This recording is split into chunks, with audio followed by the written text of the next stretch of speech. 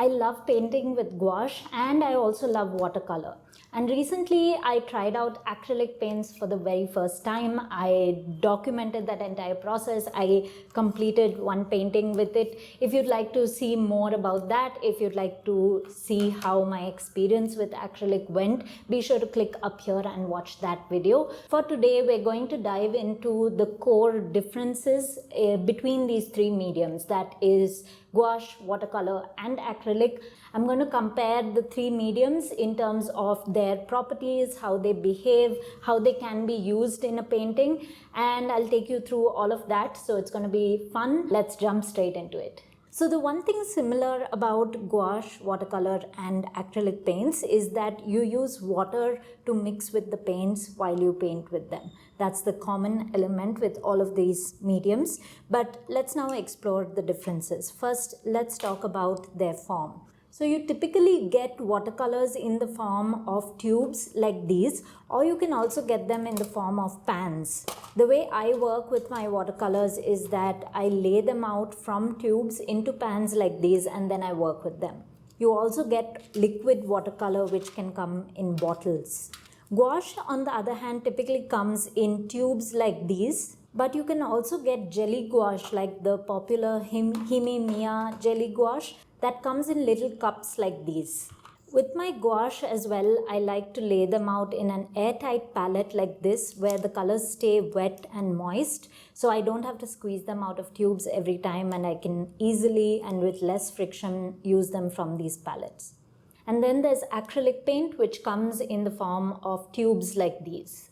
To start with, let's just create swatches of the three mediums to look at the difference. We'll start with watercolor. Watercolor is typically used with quite a lot of water content, and to make the color transparent, you can keep adding more water to it. Also, to lighten the colors with watercolor, you never use white, rather you just add a lot more water to the color. Then we've got gouache, which is commonly called opaque watercolor. The color is a lot more pigmented, opaque and creamy than watercolor is. But it's also pretty versatile in the sense that if you'd like to, you can definitely water down the color and use it somewhat similar to watercolors. Of course, it doesn't behave 100% like watercolors. You can already see that the color is not spreading as I add water in the same way that watercolor does, but it can be used as thin washes. And finally, we've got acrylic paint. Acrylic is also a more opaque medium than watercolor, but it's not exactly comparable with gouache. You can notice that it's a little harder to move the paint around. It's got a slightly more plasticky quality to the paint, and as I'm adding water to it, the paint is not performing as well. It kind of changes the behavior of the paint and it just doesn't work as well. With acrylics, if you'd like to make your paints thinner, it would be better to use a medium than to add too much water into your paint. To lighten watercolors, you can just add water into your paint. However, to lighten gouache or to lighten acrylics, it would be best to add white into your paint. While watercolor and gouache both dry very flat on your paper, it's possible to use acrylics to create texture. That's a unique property of acrylic that you don't get with the other two mediums. With acrylic, you can use a heavy body acrylic and you can use a palette knife and you can create a lot of three-dimensional texture on your paintings. Watercolor is well suited to layer dark on light, but it's pretty impossible to layer light on dark unless you're just trying to create a glaze over the painting. Gouache, on the other hand, you can very comfortably layer either dark on light or light on dark. The same goes for acrylic as well. However, with acrylic, when you're layering, you may need 2 or 3 coats to create a perfectly opaque layer. Otherwise, you may be able to see the base a bit as compared to gouache, where even one layer can do the job. Gouache and watercolor can both be reactivated by water once they dry. However, watercolor's property is that it soaks into the paper and it kind of binds itself to the paper, so you can't reactivate it as much. However, you can use a wet brush to lift off paint from your artwork, and that's a technique that a lot of watercolor artists tend to use to create texture in their work. Gouache, on the other hand, can be almost completely reactivated even after it dries on the paper. As you see, it doesn't form any harsh lines like the watercolor does, because gouache's property is that it sits on top of your paper rather than soaking into your paper the way that watercolor does. Acrylic, on the other hand, cannot be reactivated at all once it's dry. Once it's dry, it's completely sealed in and you cannot reactivate it either on your paper or on your palette. Once it's dry, your only option is to peel off the paints from your palette. With gouache colors that have dried on your palette, though, you can infinitely reactivate the color. I've been using these colors for over 2 years. I mixed them 2 years ago, and because I had mixed up a lot of excess paint, I can very easily reactivate this paint to a nice creamy consistency and bring it back.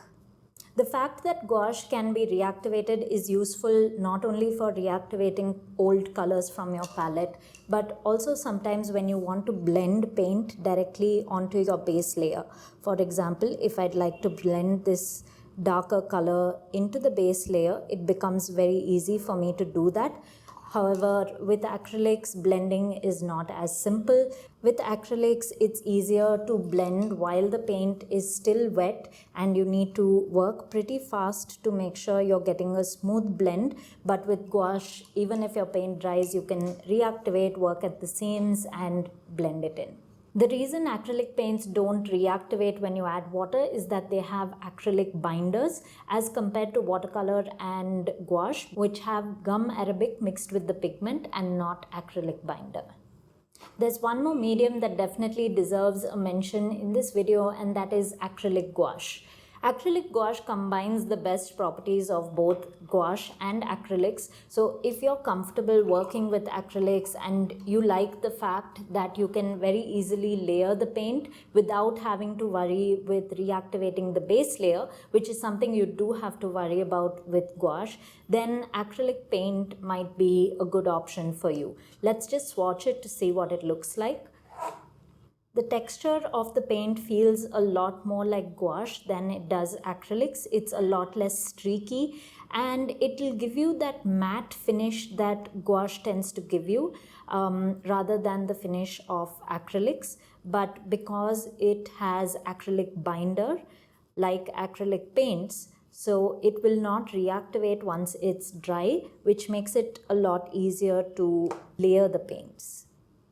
So as you can see, it's a lot more opaque than acrylic paint is, and as it dries, it gives you a really matte and smooth finish. So this is a really great option if you'd like to combine the properties of acrylics and gouache. So now that you know the properties of each of these different mediums, the question remains, how would you use each of them?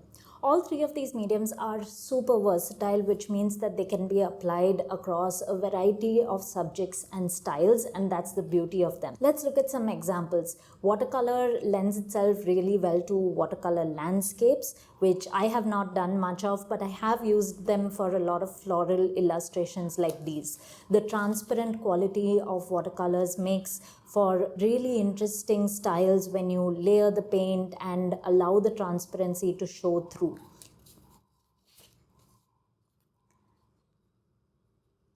Then of course we've got gouache, which is my absolute favorite medium. Gouache lends itself really well to flat illustrative styles, but it also does really well with blending your colors together.